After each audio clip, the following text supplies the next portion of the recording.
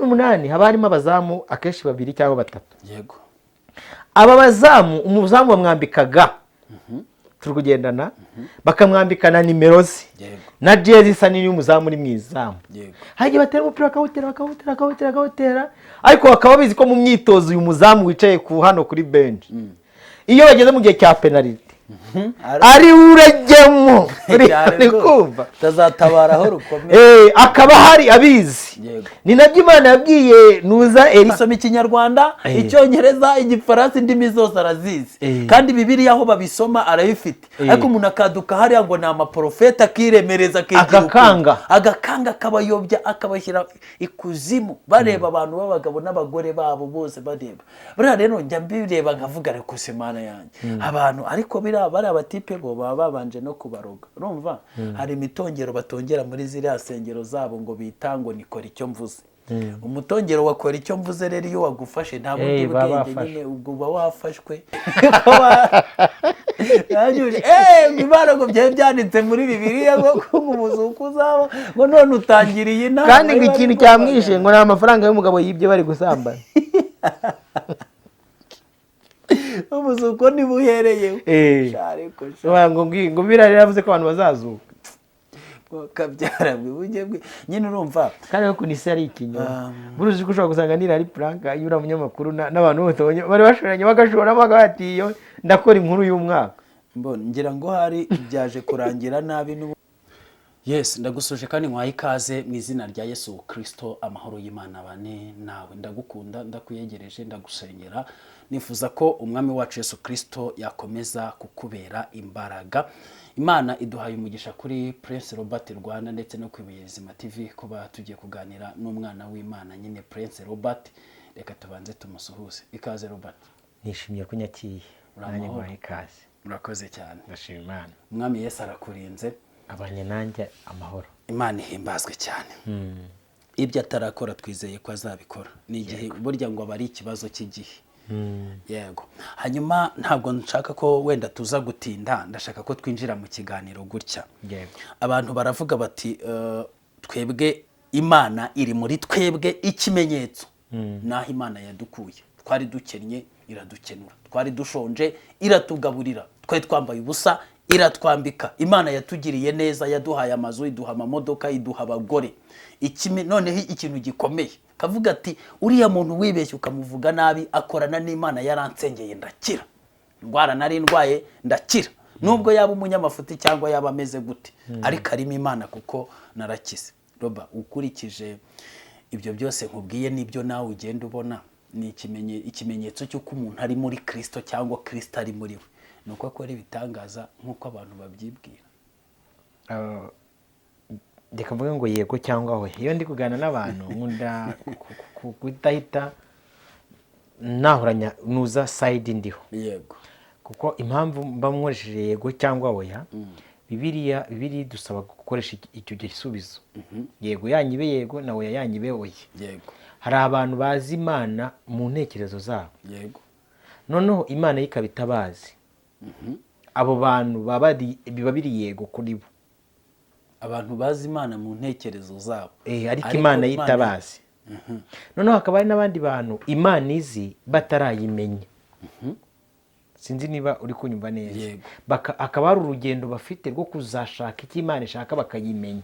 Ariko mbere y'uko bo bayimenya yo yari ibazi. Yego. Abo ni abantu babiri bagize gute batandukanye. Iyo uhuye rero n'umuntu uzi ko Imana imuzi, Imana itamuzi, akwemeza uburyo ki azi Imana kandi Imana itamuzi. Iyo uhuye n'umuntu utaramenya Imana ariko Imana imuzi, ashobora kuvuga Imana nabi, atari uko afitanye nayo ikibazo, ahubwo ari uko Imana ibizi neza ko atarayimenya. Kandi ubundi Imana nyine niyo yakabaye ituma tuyivuga neza n'ubundi. Yes. Igihe rero Imana imuzi watarayimenya, muri we ntago Imana iba yakakwiriyemo cyangwa se yakaganjemo ngo ayivuge nk'uko iri, ayisobanure. Kafate nk'urugero rwa hafi nk'icyo kintu baje ngo abantu bahuye nacyo. Nk'iyi ni imvura igwira ababi n'abeza. Ibi by'amazu, ibi by'abagore, ibi by'abagabo beza, ibi bintu byose Imana donc ndagenda step by step kugira ngo abantu banyumve neza. Buri Imana ni urukundo. sibyo yego ariko ni urukundo kuki ku bantu niyo mpamvu bakunda urukundo rutangaje ku buryo umwana w'umuntu acumura agakora ibyaha hari n'abakora ibizirika bababarira ariko ni imana y'inyehame y'amahame principles muri principles ni ibyaremwe byose ukuyemo umuntu ariko iyo umuntu agonganye na principe z'imana sibyo ahura n'ingaruka z'izo principe yego yego yego ndaza kubisobanura uyu munsi abantu benshi uramuganiza ko ati mbwira mu buzima bwawe igitangaza gikomeye kidasanzwe imana yagukoreye mu buzima bwanjye agahita ajya mu mutwe agatekereza kuko atarayishyurwa Kristo shareka nkubwire roba nari ndwaye ndi Faisal hashika imana igira ngo irangiza ngiki gitangaza arimo uri kumva ariko ku muntu wahishuriwe Kristo azi neza ko yabuguye hashika nutabarukiye nuvuye hashika ari muzima abo bose urukundo imana ibakunda ni rumwe byose ngo biva mu rukundo rw'umuntu voilà yego ari nayo mpamvu umuntu yakira wabona umwana mutoya yatabarutse yagiye uri kumva utarayishirirwa urukundo rw'imana akavuga kubera iki imana icyuye uyu muntu kubera iki koko ari n'uyinamuka bati imana ndakwaje ejo bundi hari umuryango watashyemo abantu bangahe bose baguye mu modoka imwe igiye gutya irabarangiza ku muntu utazi urukundo rw'imana azi ko biri ari ubugome bw'imana abantu bari bavuye no gusenga sibyo ariko igihishe mu mbaraga z'imana ubu sura ngubu urabona kumwe bajya badutera amabuye nk'uvuze ati bari abantu mwabonye bagonze mu imana izi niba bataragiye mu ijuru cyangwa baragiye abantu bose barabazi ngo bagiye mu ijuru cyane kuko bari bavuye no gusenga ariko imana izi neza aho bari aho ndakeka mutarayantera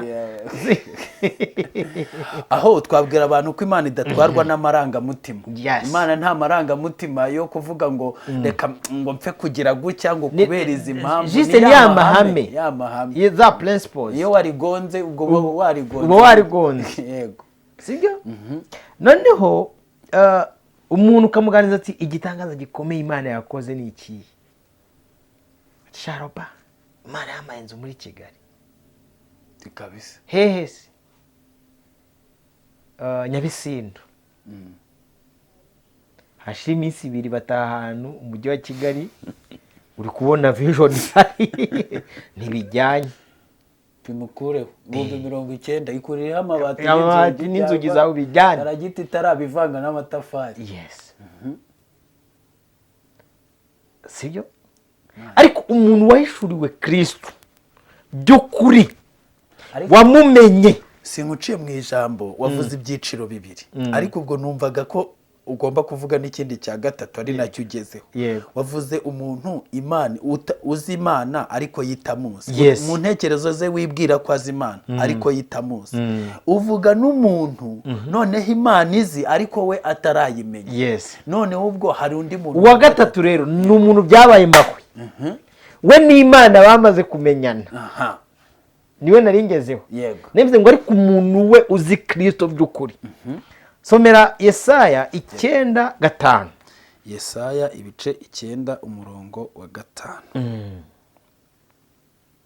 Yesaya 9:5 mubwira uwo muntu wamaze kumenya donc byahuriye mu kirere imana yamaze kumumenya nawe yarayemaze kuyimenya baramenyanye bye yego Yesaya ibice 9 umurongo wa 5 haravuze ngo nuko umwana yatuvukiye duhawe umwana w'umuhungu ubutware buzaba ku bitugu bye yego azitwa igitangaza umujyanama imana ikomeye data wa twese uhoraho umwami w'amahoro nashakagamo ko point kitwa igitangaza azitwa igitangaza yego ku muntu wamaze kumumenya neza wamuhishuriye wamaze donc amazi yamaze guhura n'ubugari yego wari umuntu na Kristo ari hano bikaza kuba akaba umukristo yego iyo ubarenga ikintu imana yagukoreye kidasanzwe kiruta ibintu biruta ibindi bintu byose by'agaciro gakomeye ariko ati nabonye igitangaza ari y'abapene bene wacu bajya baririmba nkumva nabaga ati pastor mwe muhagaze ariko nta kundi nabigenza nyine ntibanyemerera. Igitangaza kuko nawe agakiza kuntu n'igitangaza njye munyabyaha nahawe agakiza. ubwo bayabanje sinzibagirwa igihe nakizwaga ubwo Yesu yinjiraga muri njye none mu mutima wanjye huzuye ishimwe nshimira umukiza wanjye. aba niba abantu bamaze guhura icyo bita guhura amahwe. uyu rero ibyisa bibona nk'ibibambwe sibyo nawe bikamwitegereza ko batari kuyo arabambwe kuko yamaze kugera mu gitangaza cyinjiyemo. ndaje mvuge n'ibindi bitangaza abantu bazi ko ari ibitangaza ariko igitangaza gisumba ibindi bintu byose ni ukubona Yesu akwishurira nawe ukamwishurirwa by'ukuri. Amen. Yego. Aha rero sibyo uyu muntu nicyo gitangaza kugera ku rwego n'indirimbo ze aririmba. Aravuga ati nintumirwa ngiye gupfa nzagira ibyishimo. Iki gitangaza nabonye nzahora ndiwe mu bintu byose kugeza no kugupfa. Mana ishimwe. Wanyumvise? Ndakumva neza. Uyu niwe muntu uvuze icyo bita igitangaza. Hanyuma Bibiliya imutwemereye ko azatuvukira ni Yesaya uri kumuhanura. Havuze ati dore umwana arabavukiye. Ubwo ndi kubwira ba bantu bataramumenya. Bashaka kugira ngo binjire mu bamumenye by'ukuri. Dore umwana arabavukiye. Afite amazina agera muri 5 akomeye. Haravuga ngo azitwa igitangaza. Tukugendana. Ubundi iyo umuntu amubonye nicyo ndeka nkubwira niba ari igitangaza gisumba ibindi bitangaza byose. Nukuryama ukaryama wakinyagaje kumva we na Yesu murumwe. Bibiliya avuga ngo ufite uwo mwana niwe ufite ubugingo buhoraho. Ukumva ufite umwana wanyeganye gukumva uramufite. Biraryoha. Imana iri kumwe natwe. Turi kugendana. Umujyanama. Afande iyo uvuze ngo umutware uzahuri ku gitugu namaranka bro. Afande. Sijyo. Rero abantu benshi ntago baramenya icyo gitangaza.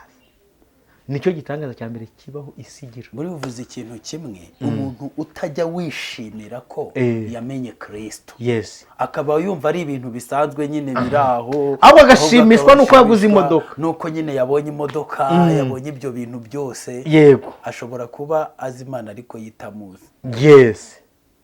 Ariko ubwo nako mu ntekerezo ze we wazimana wavuze ijambo rihisha ibintu byinshi umuntu mu ntekerezo ze wibwira ko azimana ariko Imana yitamuzi itanateze no kuzamumenya. Urumva nabyo si systeme ahubwo ni ikibazo cy'ibitekerezo byo uri kumva. Donc ntabwo Imana iteze kuzamumenya n'umunsi n'umwe ariko wazingwa arayizi. Yego. Hakaba ari n'undi muntu Imana yamenye basi kera atarabona urusoro mu mama we ikamwezi kavuga ati wowe uzaba umuhanuzi wanura amahanga. Hakaba ari n'undi uvuga ati ndakubitse. Urabona nk'ikipe y'umupira w'amaguru igira abakinnyi 18 bari kuri playlist.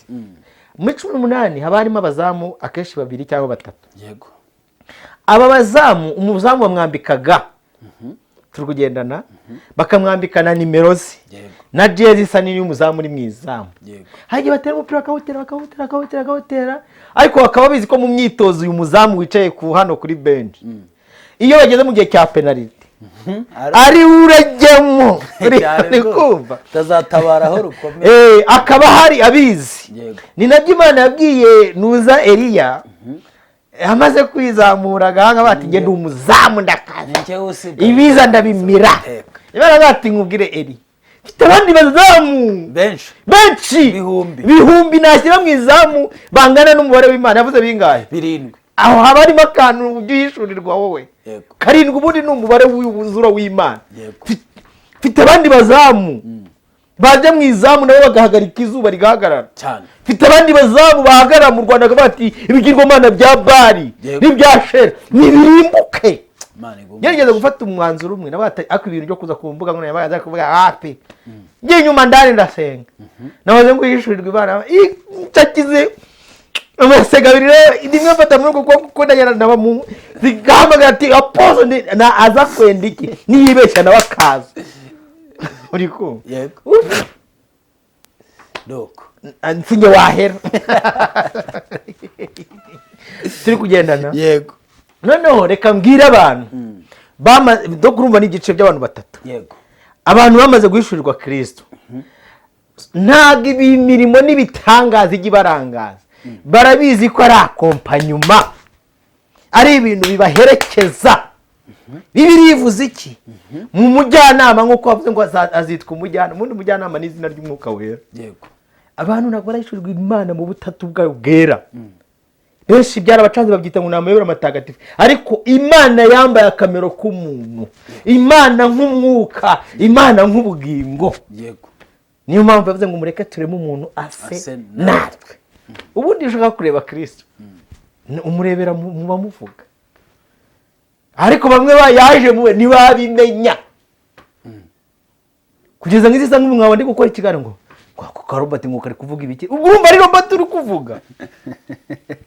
Ubu ukuntu Bibiliya ivuze kubitangaza, iravuze ngo hahirwa abantu bapfira mu mwanya umwuka w'Imana cyangwa se Imana ubwayo na Kristo akaba ati ye murapfuye mwebwe, imirimo yanyu nibaherekeza. Yego. Ubundi ntago umuntu wizera ashimishwa nuko yabonye igitangaza, ahubwo umuntu wizera anezezwa nuko Imana yamukoresheje igitangaza. Asubiremo akakana. Yego. Abizera bose aho bava bakagera ntibanezezwa nuko babonye igitangaza, ahubwo banezezwa nuko bakoreshejwe igitangaza. Yego. Mu gihe abatizera imitima yabo iheheshwa ineteshwa no kubona ngo bakorewe igitangaza. Yego. Bibiliya ivuze iki kubizera? Ndavuga ngo dore imirimo izagendana n'abizera. Yego. Donc na kugendana nuko na accessoire, nicyo bita accessoire. Bazarambika ibiganza ku barwayi bakire, ariko imbaraga sizo kurambika ibiganza ku barwayi, imbaraga nizo utuma barambika ibiganza ku barwayi bakire mu izina rya Yesu. Abapagani benshi n'abatizera benshi banezezwa nuko ibiganza byabahereza. Yego. Nimanezezwa nuko ibiganza byabo byahereza. Kandi imbaraga z'umuntu uhereza ziruta imbaraga z'umuntu wakira. Uko niko kuri. Karubizi nabyo? Ndabizi. Donc igikomeye so kwakira, igikomeye no guhereza. Kuko byanga bikunda rega ikiganza cy'uhereza kiba kiri hejuru, icyo wakira gihora hasi. Voilà. Yego. Ibyo rero ni ibintu byumvikana. Yes. Bana baterero uri muri twebwe aruturi mu bisi. Do. Ni gutya. Yego. None uri kumva hari ukuntu wenda nshobora kubona Robert ari gukora ibyo bitangaza, urumva se ibimenyetso bizagendana n'abizera. Hari abandi bantu noneho rero turi kubona bari kubikora, bari kurambika ibiganza ku barwayi bagakira, bakirukana abadayimoni, bakavuga ko abadayimoni bagiye. Abo bantu nyine ni ikimenyetso nyine, kandi Yesu yabishyize mu bimenyetso bizagaragaza ko abantu bizera. Nubwo batabigira priorite, ariko nibyo bimenyetso bizabagaragaza. Oya biba biri priorite. Noneho wenda icyo mvuze ngo ntabwo ari priorite, navugaga ku bantu bizera. Kurambika ibiganza ku barwayi ntabwo ariyo priorite yabo, no gukora ibyo bitangaza byose. Abundi abizera batanga icyo bafite kiri muri bo. Yego, batanga icyo bafite kiri muri bo. Icyo bafite rero nuwabambwe muri bo. Yego. None iki kimenyetso Yesu ubwe yaragitanze nyine ko kizaranga abizera, ariko se abari gukiza indwara bose, abari gukwirukana abadayimoni hose koko ntabizera? Mboreka nsubize ngewe noneho ndere kujya kuzinzika kugira ngo byumve neza. Isi y'uyu munsi yananiwe kwakira igitangaza ariwe Kristo. Noneho ishaka gufata bya nyiri igitangaza. Yego. Ko numva singiye kongera, ariko ntacyo barabyumva. Urabona uyu munsi kadufate nk'urugero rwa hafi. Nk'abanyarwanda benshi bazi ko systeme ya Perezida wa Repubulika ari girini. Yego. sibyo abaturage benshi mindset zabo zigarukira kuri perezida kukunga abenshi ariko ni umuntu udasanzwe ubuhagarariye igihugu muri department zose z'igihugu ariko wigeye nk'umuntu ari mu majyaruguru baza ati perezida Paul Kagame umuzi hiki yatavuga ati shaka yo kabyara yo gaheka yampaye inka ni inka ntoroye urukumva niwe wayimaye kandi muri senteze na analize wanarije no gusanga batanaziranye n'uwayimworoje urukumva cyane ari umuturanyi baturanye ako kubera ko igitekerezo cyabyo uwo muturage atari kubigira arabizi neza ko inka atayiha mugenzi we hatabaye itegeko so kugira ngo bayimukureho ngo ziturira mugenzi we ntago ayitanga kuko bikunze ahubwo ayitanga kuko azi ko hari itegeko riva ibukuru hari abantu rero bazi kwiyomeka kuri Yesu kwimatisha kuri Yesu kwifatanisha nawe kubera ko iri zina ari izina rigabura uri kumva hari abantu bagendera mu bicupuri by'ibitangaza nkunda kubwira abantu ngo Bibiliya iyo isomwa mu buryo butatu isomwa n'abantu bayisomesha umwuka w'Imana wayanditse igasomwa n'abantu bayisoma bunyuguti ikanasomwa n'abantu bayisomesha isi y'umwijima mu isi y'umwijima reka ariyo dukoresha ubu dufite abashumba abapasiteri n'abandi bantu badasanzwe bahagarara muri iryo jambo kuko buriya isi y'umwijima isoma amajambo Yesu yagiye avuga cyane cyane n'ay'intumwa n'abahanuzi bamuvuzeho kugira ngo imirongo ngenderwaho yabo ibashe gusohora nuko bajya guhagarara mu cy'Imana yagize gute yavuze wari ubizi nabyo buriya nubona umupasiteri ari gukora ibidasanzwe kugira ngo bya bintu bye bikore neza nuko ahagarara mu cy'Imana yavuze kugira ngo yaba gisohoza sinzi niba kuri barere ari abantu rega babaho ko akagihagararamo ariko mu kinyoma kugira ngo bisohoye none se Bibiliya nivuze ngo kuko gukora kuwo mugozi gomeye kuri mu buryo bw'ubuhenzi bw'imirimo n'ibitangaza sibyo ntago harabura umuntu uza guhagarara muri ubwo buryo cyanga bikunda kugira ngo agire gute yuzuze nyine ibyanditse ejo ari poste nabonye kwa Bosco uri kumva ari kwerekana umukongomani uri kuhamagara abakongomani ngo nibasengera Isiraheli biri kurwana n'uzo ngo kuko Bibiliya yabivuze wabyumvishije ataye iby'iwabo ngo biti imitemeri agiye gupfundikira ibya Isiraheli ngo ni Imana agize gute yabivuze nana postinze umubyeyi ishitanye dukora kuganira ijambo ry'Imana ngo ariko ngo mu buryo bw'umwuka ngo iki kintu ari gukora nicyo turi kugendana umwuka we ni kureshya nyine niko yibwira sibyo ndashaka gusubiza izo miracles uri kuvuga zigiye kunagaragara ibirema bihaguruke mu bireba impumyi zihaguruke ariko n'ubu birakorwa ndabona ejo hari pastor twakakande nabonye kuri YouTube yarangekeje antetsa yazanye baro muntu muvandi ngiye buriya hari ibintu njya ndeba ngiye buriya reka nkubwize ukuri niba wenda ari uko umwuka w'Imana ari muri nge ariko hari nk'igihe mba ndeba hari igihe ndeba ibintu nk'ibyo nkavuga ngo reka ndebe ko hari abantu b'abagabo bicaye hariya mama generali n'abantu b'abagabo bakomeye binda abantu umuntu w'umugabo koko wize akabona wagiye mu ishuri akagira ibiki byose nibyo bya muzehe perezida wacu nibyavuze abata agatsinda ibi bintu nibigira bize nibigira batari niho bibacangira ujya kure ukabona n'umuntu wize akarindagira koko umuntu w'umugabo ufite ibyo anyuzemo afite experience y'ubuzima ukabona yararindagiye ari kugenda mu bintu hari n'igihe mba ndeba nk'umuntu w'umugabo rwose wiyubashye nyine uwo muri ibyo byubahiro urugero akagenda nkabona ageze imbere y'ishusho ya Bikira Mariya agahita yicisha bugufi agahita apfa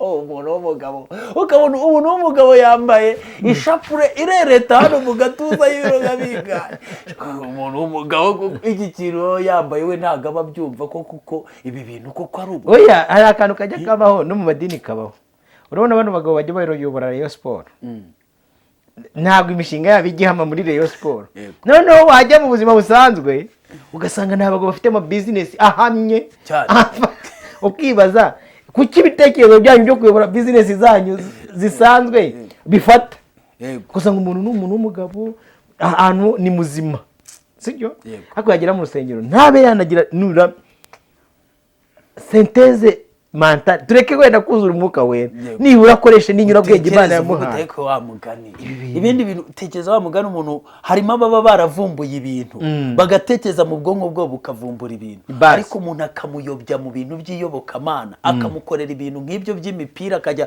acenga abantu bikubita hasi abandi bamenamo amazi abandi bagira gute kandi umutipedi afite Bibiliya mu ntoki icyo kimbaba abayitwaye ameza azi gusoma Ikinyarwanda Icyongereza Igifaransa indimi zose arazizi kandi Bibiliya aho babisoma arayifite ariko umuntu akaduka hariya ngo ni amaprofeta akiremereza agakanga akabayobya akabashyira ikuzimu bareba abantu b'abagabo n'abagore babo bose bareba buriya rero njya mbireba nkavuga ariko se Mana yanjye abantu ariko bari abatipe bo baba babanje no kubaroga urumva hari imitongero batongera muri ziriya sengero zabo ngo bitango nikora icyo mvuze umutongero wakora icyo mvuze rero iyo wagufashe nta bundi bwenge nyine ubwo uba wafashwe ni nk'uko umuntu nyine yaba ari mu nzozi ari kurota cyangwa se ntazi bamutwaye ubwenge cyangwa ubwenge bugaruka nyuma atashye ariko rero kubera ko ubwo bwenge bugaruka nta yindi fondasiyo afite buguma mu kirere n'ubundi ntibushobora gufata umwanzuro muzima ngo ejo arongera agasubiraho kuko aba afite ibintu bimurembuza bimuhamagara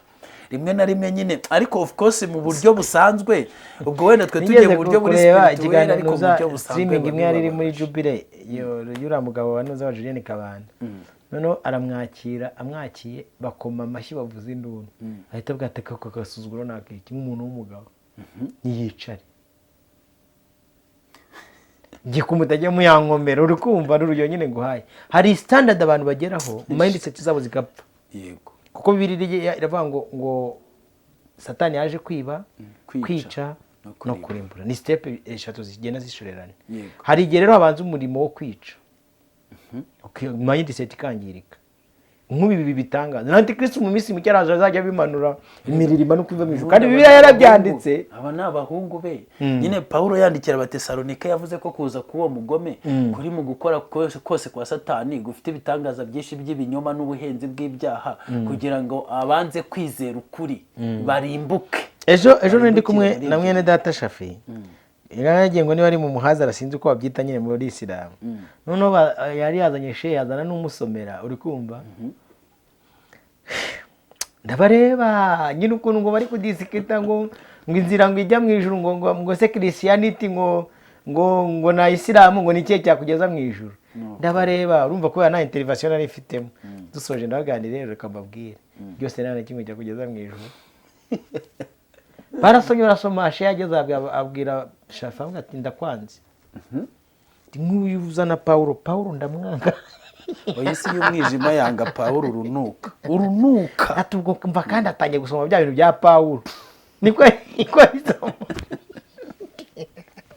ati kandi mwanga mukanya ati Paulo ati hari akantu yanditse yavuze ko Muhammad azakira igitabo kandi uzo kumwanga ngo urumva ngo Bibiliya ngo harimo ibintu bimwe nemera ngo twebwe ngo Isilamu ngo dusaba ngo kwemera ngo abahanuzi bose uri kumva Isilamu nye ese ngire agoze byari ibintu mba numva tutaganira neze nyine Isilamu ni Isilamu na Yesu ni Yesu ibyo ni ibintu bibiri bitagereranywa ntago navuga ngo rese ngo mu Isilamu ngo kandi inzira nyizi ngenda kuganiriza iki icyo mpamya nuko guhamiriza icyonzi yuko Yesu ari we nzira n'ukuri n'ubugingo ntawe ujya kwa data ntamujyanye ibintu byo kwirwa nganira nawe ngo rese ngura ibyo kujya kumwa ngo yabaye umuntu kandi Yesaya yaramuhanuye akavuga ati ngo azaba ari Imana isumba byose igitangaza umujyanama ikintu urambaza ni ibyo bintu wasomye ibiharuka byemera wabyaguka bye ngeze gukunda ijambo rimwe mushiki wacu Kalisa yigeze kubwiriza ryanze kumva mu mutwe uri kumva rino jambo rivuga ngo kwizera ni ukumenya rwose ibyiringirwa udashidikanya ko ibintu Imana yavuze ari ukuri yatanze urugero rwiza ndarukunda iteka ryose ngunda gutanga mu kiganiro aravuga ngo iyo uri umugabo ufite igitsina cy'abagabo niyo waba usinzira ukavuga ati Robert byonyine n'iryo zina ubwaryo Robert nirigabo kuba uri umugabo uryumvishe ahita yumva ko bahamagaye umugabo abasigaye confirmation y'icyura hamwe yes uri umugabo yewe niko nabizera ibyiringirwa byabo haleluya tumeze bagomba kuba waba usinziriye umudamu umwe twigana yarambwiye ngo tujyane ngo kuceza ngo mu banuza ariko nashaka ajya kubyumva hari abakongomani ngo bajya bagira nyine kwa kuri boîte de nuit nyirumva ntabwo yaranyanze ni kwa kundi umuntu yaguhamagariye mu bimunezero akwereke nyine inshuti noneho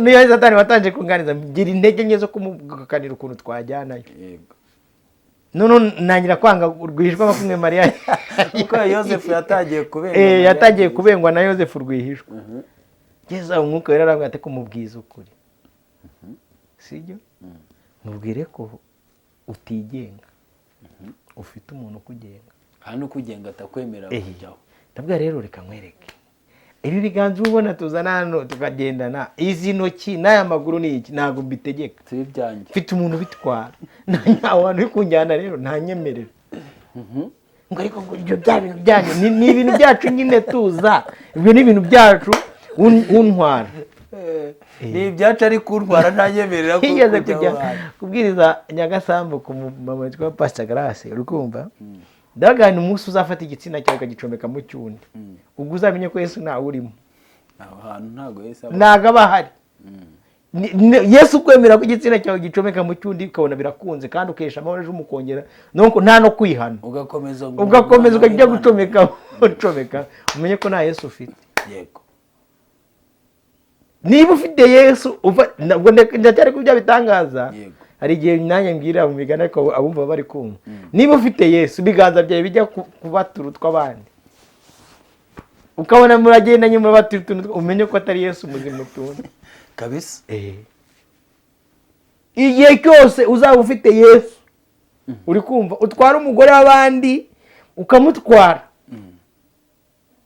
mukagenda uwo Yesu akamukwemera mukajyana imuhanga mugakora ibyangwa n'amaso y'Uwiteka mukagaruka umenye ko na Yesu ari Yesu muzima utunze yakubwira ati gutira uramugabo igitanda n'ubundi byo mugiye gukora niba ari bizima mutira gutize uki mujya kwihisha Yesu yavuze ko nyine abakora iby'umwijima bajya bigomba gukorerwa mu mwijima nyine abakora iby'umwijima babikorera mu mwijima n'abakora iby'umucyo bakabikorera arashobora kutwumva bati ntabwo ashubira ikibazo cy'amasengesho neza kanyi ku point wonyivuge neza ntabwo ibitangaza ari cyo kimenyetso cyerekana abantu yuko bari kumwe n'Umwami Yesu yego igitangaza cya mbere cyerekana ko abantu bari kumwe n'Umwami Yesu ni umwuka wera ariko hari n'ababa batigita bakavuga ko nabo ngo bawufite baba ari umwuka n'azandi baborotse aba ari umwuka abantu batandukanye bati bitangaza bivuye ku Mana n'ibivuye kuri ba bahungu ba Antikristo ko yaraspuridinze abahungu be nabo yabaye abahaye utuntu two kumuteguriza kandi bari mu bihugu byose nka kwa kundi bambwe uti hari abazana imipira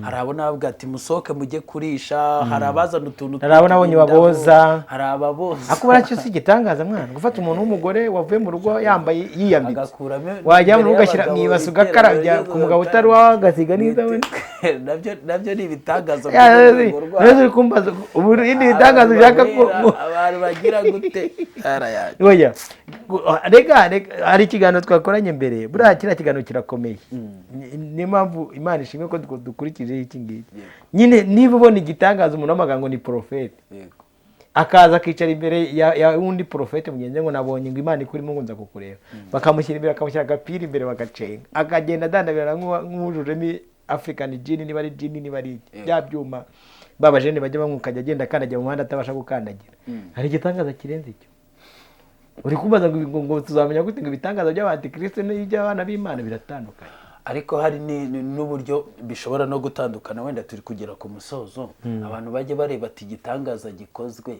gikurikije ndi ako mu masenge reka nkwe uryo rwa hafi umukristo ajya gusura umubyeyi umwe urwaye yego ubu ni ngombwa ngo ibyo tugiye kumusuza twitwe tudekarara kuri kamera ngo akaboko k'iburyo nimumenya k'ibumoso ibyo kakoze ntabwo ari ngombwa none se nubona igitangaza cyaje kudekarara icyo akaboko k'iburyo kakoze ak'ibumoso kakimenya icyo gitangaza ni ikihe gitangaza nibyo nari kuvuga ntibajye bareba ngo igikozwe gikurikije ni Yesu Pawulo ni Petero ntabwo wowe wikirwa uvunika umbaza ngo tuzamenya gute na Yesu baramubajije icyo kirabaye ko abantu ndabasubiza gute muzabamenya ku mbuto bera impamvu yabateye icyo gikorwa ni ikomeye cyane yego impamvu yo kwambara iruta kwambara. Yes. Impamvu yo kubikora iruta kuba babikoze. Naho birashoboka ko Yesu ashobora kugukora igitangaza akakuzura ku bitaro. Yego. Wari urwaye ukazuka. None ari inkuru ejo nabonye mu bitangazamakuru ngo uyu mugore wazutse. Yego. Manzi urebe icyari cyamwishe. Imana ikoze igitangaza ngo umuntu arazutse kwirinda. Ngo muzuko watangiye.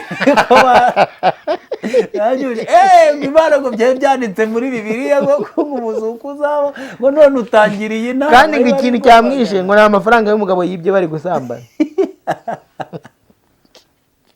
Umuzuko ni buhereyeho. Ngo birari yavuze ko abantu bazazuka.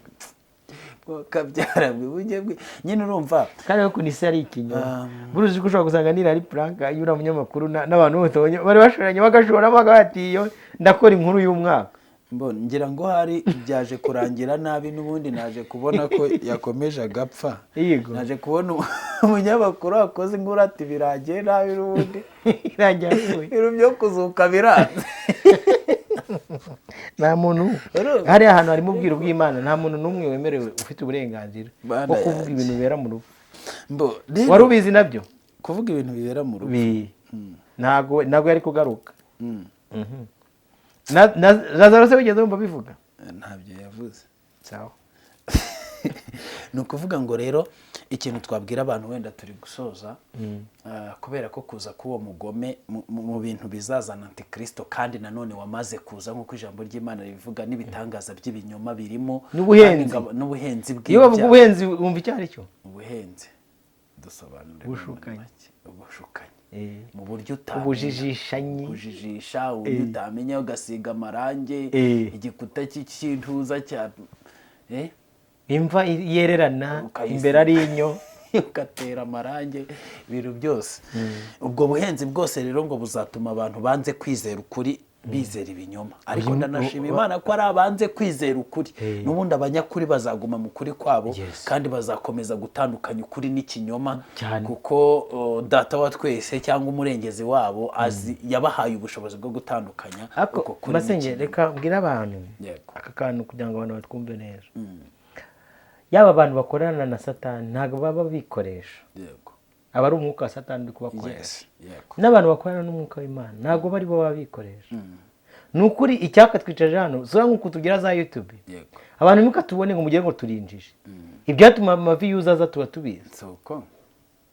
Reka mbaye nk'urugero rwa hafi. Ngewe nzi logarithme YouTube urumva maze kwijyamo experience. Nyimazemo imyaka 6. Ahantu 6 apepre imyaka 8.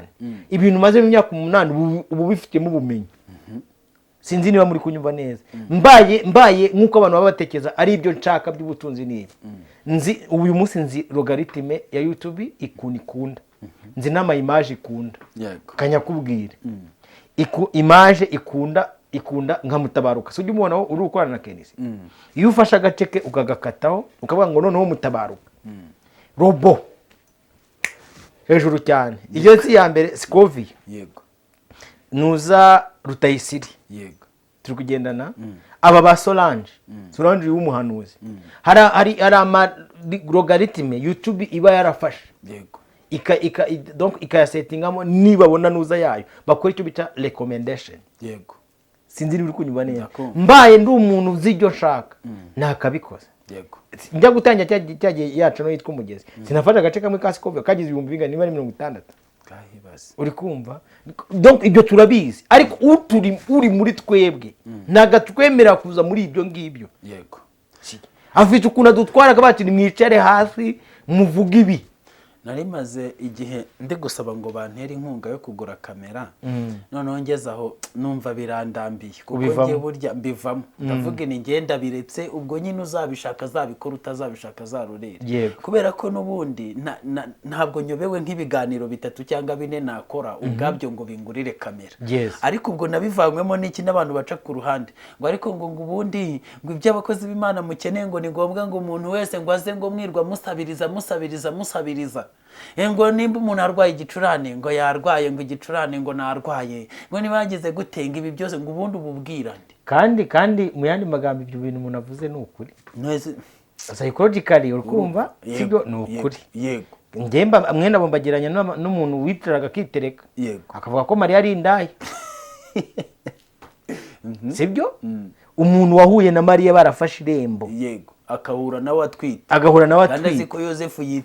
kandi azi ko Yosefu yitonda wenda akanahura na Yosefu akamutakira akamubwira ati shara umukobwa mbivuyemo yego ntabwo najya kubana n'indaya yego uyu muntu wakoze content yuko Mariya ari indaya yararenganaga ntabwo we yarari mukuri kwe none se ko ari ukuri ubundi ntikwari ukuri ushingiye ku butumwa bwa marayika Gabriel yego kwari ukuri cyari ikinyoma sawa niyo mpamvu nyine Pawulo yavuze ngo aho kugira ngo ubutumwa mvuga bugira inkomyi ngo ikiza napfa ni ukuvuga ngo nanjye narabirebye ndavuga intariko uko bisa kose umuririmbyi yaravuze ngo intwari y'umwami ntiyita ku by'isi uko niko ijya imera ngo ibone kunesha Satani niyo mpamvu twaretse byose ibyari bidufitiye umumaro tuza muri uyu murimo tutayobewe ibyaka twinjirije nk'uko abandi binjiza ariko twemera guhara ibyo byose kugira ngo dushake ibyahishwa abanyabwenge rero twe tuzi ibyo turimo natwe ariko nanone ni inyungu zacu kuko niba hari ibintu by'agaciro bikomeye ni ukuba umuntu aririmba igitangaza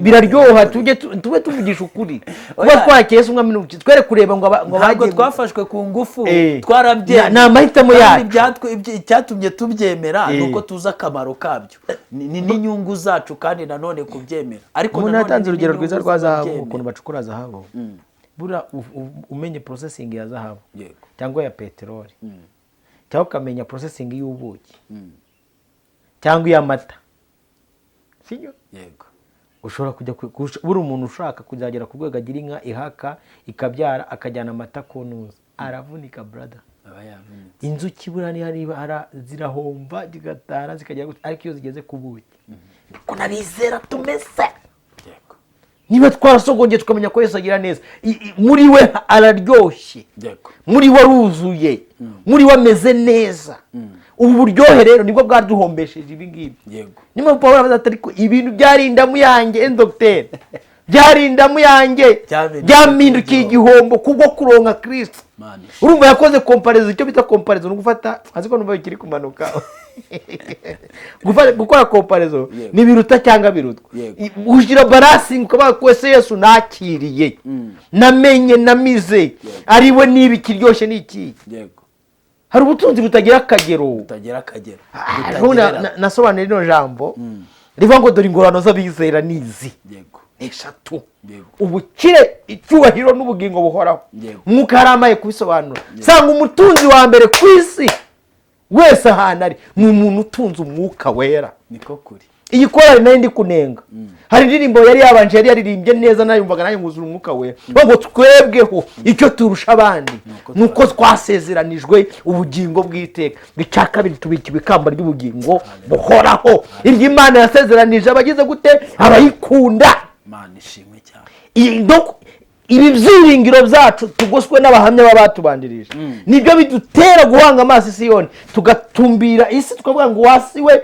urabeho n'umwami wawe uri kumva ngiye mu rurembo Siyoni na rero ntago mutagira ngo twarahombye iyo tuza kuba tutaragereranije ngo dukore comparaison ntago muturusha kubinyoza abantu niko babitekereza wicaye mu gahimba konteti twari kuza hano tukamara nk'iminsi 3 turicura neza ngo bayirene ngo bazi kuzicura ese ubundi iyo tuvuga muba mwumva tudafite nibura n'ubwenge bw'isi busanzwe suko si nk'ibyo njya mbwira abantu tujye tuvugisha ukuri ubu kwicara nkahimba ngiye n'umugore wanjye tukaza hano kuri kamera ngo twashwanye turi kurwana tugahimba ibyo tuzavuga ama episode nkane ngo reka twumve icyo version ya Robert nuko kabisa ariko twe iwacu ni mu ijuru niho dutegereje umukiza wacu ko azagira gute reka dusoze ikiganiro turasoje Imana iduhane umugisha kandi ubwo dusoje dutyo abantu rwose mumenye ko hadutse ibitangaza byinshi by'ibinyoma nk'uko ibyanditswe bivuga